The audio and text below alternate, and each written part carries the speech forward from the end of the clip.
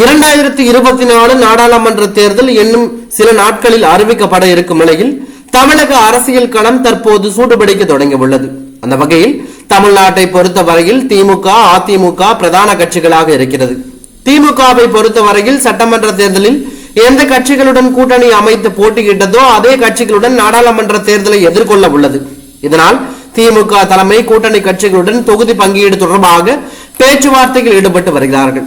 அதே நேரத்தில் பாஜக கூட்டணி அமைத்து கடந்த நாடாளுமன்ற தேர்தல் மற்றும் சட்டமன்ற தேர்தலை சந்தித்த அதிமுக திடீரென அந்த கூட்டணியிலிருந்து விலகுவதாக கடந்த சில மாதங்களுக்கு முன்னர் அறிவித்தது.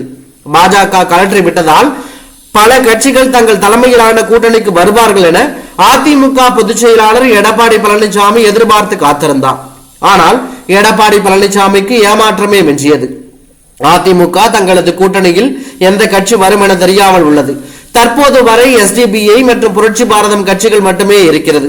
ஆனால் பெரிய கட்சிகளாக பார்க்கப்பட்ட பாமக, தேமுதிக உள்ளிட்ட கட்சிகள் பாஜகவுடன் ரகசிய பேச்சுவார்த்தையில் ஈடுபட்டு வருவதால் அந்த கூட்டணிக்கு செல்ல அதிக வாய்ப்புகள் உள்ளதாக கூறப்படுகிறது.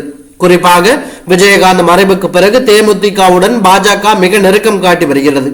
அதே போல புதிய தமிழகம், தமிழ் மாநில காங்கிரஸ் கட்சிகளும் அதிமுகவுடன் பேச்சுவார்த்தை நடத்த இதுவரை முன்வரவில்லை.